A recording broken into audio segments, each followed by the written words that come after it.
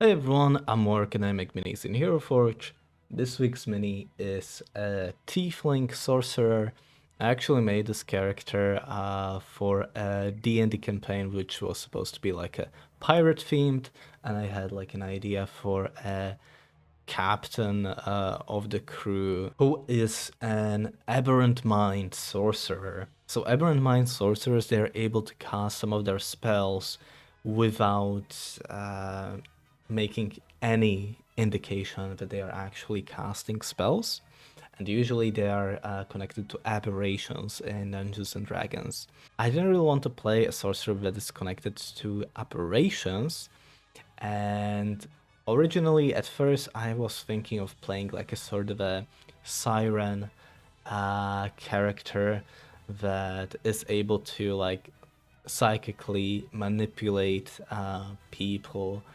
But the thing is, I felt like a siren character would be a little bit too on the nose. If people were starting to get affected in a strange way, I felt like it would be a little bit too obvious that like a siren character is like doing some mind stuff.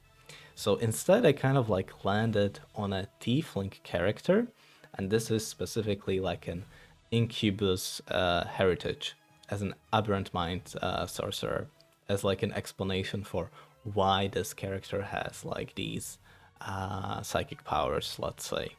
This is Sir Enlurian, and Sir Enlurian is a wordplay on siren, luring you in.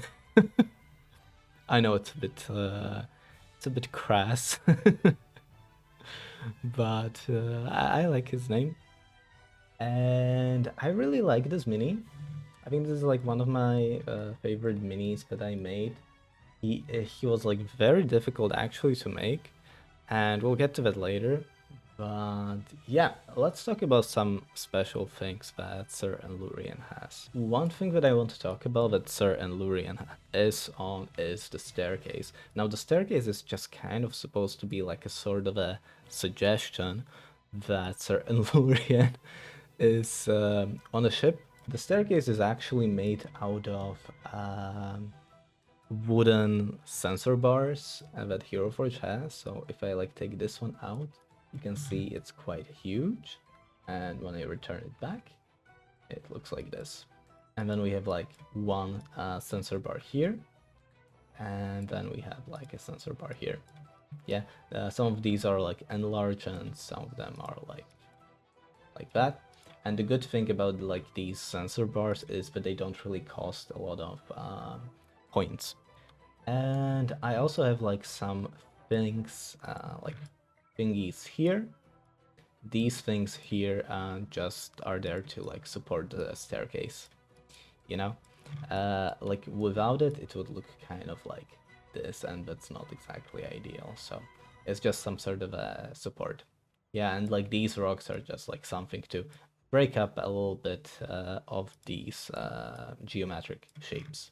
Yeah, and the poles are actually like a druidic staff, I believe they're called. And all of these are like the same stuff. And then all of it, and inside one of these druidic staffs, I put like a flag. I kind of imagine like Sir Enlurian to be a sort of a person who is kind of like enigmatic, and people just cannot really explain why. Uh, well, they don't really. I imagine that like Sir Enlurian keeps it like a well-guarded secret that his father was an incubus. When I was like deciding between like a succubus or like an incubus parent, in this case I just kind of went for the incubus, just because I felt like if like a baroness had an affair with an incubus and became pregnant, then that's a whole lot more appropriate than some baron keeping like a succubus and just like having her somewhere to bear a child. So I just kind of imagined that like from this affair that the baroness had with an incubus, when Sir Enlurian was born from it, it like quickly became like hushed down, so that like nobody knows about it. But I kind of imagine that Sir Enlurian, as soon as he was born to this world, even as a baby, he started like exercising his like psionic powers of his heritage. One thing that I noticed that HeroForge lacks actually are canes. So this is like a sort of a custom cane that I made for Sir Enlurian. Now this thing here is just like a squished staff, and on top of it I actually put like a helmet. So if we take it out, it looks like this, and you can see like the staff below it. And I imagine this staff is like a misdirection from Sir Enlurian.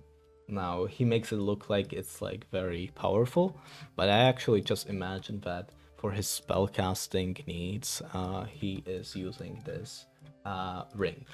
It's meant to distract you from the ring. About the armor. So this armor is just like a normal armor, but you can see these two thingies, which are like kind of like clasps for the cloaks. These clasps for the cloak are actually shields. Without these like shields here, it actually like looks like this. The cloak actually looks like this, and it looks really awful. So I needed to like cover them up with something, and this like ornate shield felt really good for this purpose, and really just fits the breastplate. Now I kind of like imagine Sir Enlurian to be a sort of a stylish guy. So even if he is wearing like a breastplate, he still has like poofy sleeves. You know, I was just going for like a sort of a regal style, and all of it is kind of like matched with this sort of a cape. Now, a thing that I'm using on this cape, you can kind of like see it here. It's a little bit inspired by my snake character, Rat. This cloak is actually affected by the light, by a dark light specifically. So if we turn it off, the cloak kind of looks rather plain, you know, but when we enable it, it really just gives like a whole lot more atmosphere on the cloak, and I just really love using like dark magic light on the cloaks, because like when you have like a plain cloak, it really just like gives it a whole lot more life. As for the Sir Enlurian himself, I kind of went more for like a demonic look rather than infernal look. So infernal like devils, they're usually like rats, usually, but they don't necessarily have to be. Demonic things like tend to be like more purplish in the D&D world, but yeah. For the tiefling horns, I just kind of wanted them to be subtle, you know? The tiefling horns, I think they're just like very commonly like tiefling horns are like huge part of like an accessory. So I just kind of wanted him to like to stand out a little bit from the usual. And you can see also the nose.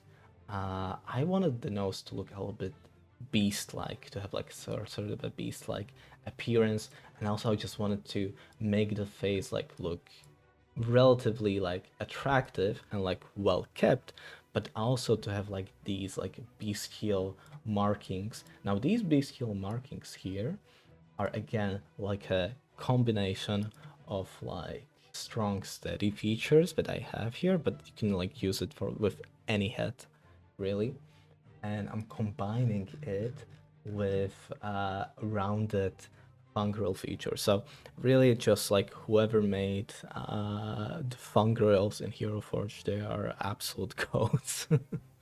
From the HeroForge team. I just really love the fungal parts because they're just like a lot of fun to combine the faces with. And I also just like gave him like this sort of a slight mark. Um, it doesn't really represent anything, but I just felt like he could have like some sort of a thing which just feels almost like natural. Like you don't really notice it. It almost looks like an accessory, you know?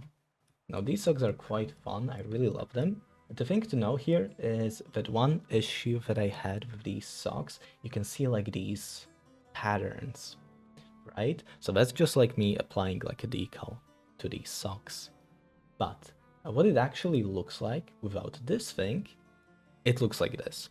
And it's like very geometric and it just doesn't fit the style of Sir Enlurian. I just don't feel like he would be wearing something so messy, you know? So this sort of an issue that I had became like a feature when I used like a tongue. So I put in like a tongue and now it like the socks have a shawm and it looks like pretty damn stylish. You cannot even say that this is like a tongue, but it is a tongue. And I have a pretty weird confession to make about the tongues. So like I made like some time ago like a tip about like using tongues for weird purposes. And really where I originally got the idea from is from one Redditor. And originally I wanted to give like a shout out to the person. I had the script prepared and like everything, but then I was like, wait, this username is it's a little bit weird. So after I googled it, I found out that I couldn't give a shout out to this person because, well, you know, it was just kind of like very early on, and I don't think I could say like, oh hey, by the way, shout out to this like person who is a fan of the Second World War, the losing side. So I don't think it was appropriate to do that. Anyway, shout out to the guy. Like, what a great idea to use tongues. Oh, and just to like make the mini a little bit more alive, because Sir Enlurian is a little bit like too serious. We also have a little companion for Sir Enlurian, and I don't really imagine like this cat to be like a familiar. I mean, like, yeah, like probably a lot of people think this is probably like a familiar for Sir Enlurian, but I just think like a more fun idea would be that it's just a cat, you know? It's just a cat that is part of the crew. And I just gave it like this very, very cute. I believe this was the absolute final piece of this miniature. I gave it like a little scarf around the neck, and it's like extremely, extremely cute. We have like some other things to talk about, Sir Enlurian, so let's see some of the previous versions. We can see here kind of like the original idea when I was like still thinking about like what kind of character I wanted to do, and I was thinking about like doing a sort of a siren. Then I went to the then I went back to the idea of a tiefling. The face looks horrifying as it's kind of like usual for HeroForge, but then we fix it later. Most pieces were already in, and the first thing that I wanted to get right was the face. Face coming together. The face was like done very early on, and then I started working on the outfit. Now the outfit for Sir Enlurian was one of the biggest challenges, I would say. Like, I kind of like this sort of a scarf, but also I just didn't feel like it was really powerful enough for what his personality is supposed to represent. I think he looks here less like a leader or like a captain of the ship, more like a crewmate or like second in command. I was also trying the black color, but I didn't really like that either. And another thing that was like kind of challenging about Sir Enlurian was the pose. You know, like, how do I make the pose special was my question. Because, like, sure, he looks kind of neat, kind of looks like a neat character.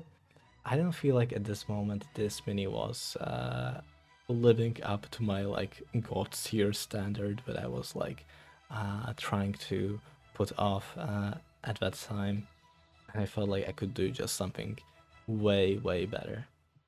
So then I started playing a bit more with the cloak idea, but again, like this sort of a cloak, it's a little bit too small. Like this looks like an adventurer, Sir Enlurian, not like a proper leader, Sir Enlurian. It's a little bit too humble. And so then I had the idea to try to build a staircase for Sir Enlurian that he could like stand on and just like give him a little bit more prominence in his character and just make him look like he's standing on top of stairs and he's like looking down at you and judging you. Here is where I started positioning him on the staircase, and I landed on this sort of a pose. I imagined him already that he is going to have like a cane in his hand, and I really just wanted him to like hold this railing with his left hand to indicate that yes, I am the owner of this ship, I own this place. But it didn't feel like it was enough, so then I felt like, you know, this needs to be more grandiose. So I put up there a flagpole, you know, and really then I gave him the cane and the ring to signify the power that he has. And then I started trying to kit bash this grandiose, I believe this is like a vampire cape on him. It took quite a while. It was really tricky. No, I also feel like it's quite a power move to have like a flag on your socks and your like scarf. I struggled with the cape, you know, and really just the issue was like these thingies like looking a little bit weird, and just like getting the cloak right. And at this point, I still wasn't sure like what color the cape is going to be. Then I kept struggling more with the cape, you know, and I was working on it. And you can see that I did like a much better job at putting the cape in its place here. But again, we had like the issue with these thingies like not looking great, so I had to put there the shields. Now really just like working with the cape, it's all about just like grabbing this and like moving like all these nodes so that like the cape moves however you want it to move. But this is specifically for the kit bashed cloaks. Then I added a cat, you know. I feel like without the scarf it's not looking like as cute, and I was just like thinking that I should just really put something on the cat there. You can see like one weird thing about this Sir Enlurian is that in this version I'm actually using like red colored ring and red colored cane. It's because like sorcerers in D&D have like this sort of an artifact which boosts their spellcasting ability, and it's like I believe it's like a sorcerer's blood or something like that. And I just felt like, you know, the sorcerer's blood could be stored inside the ring itself.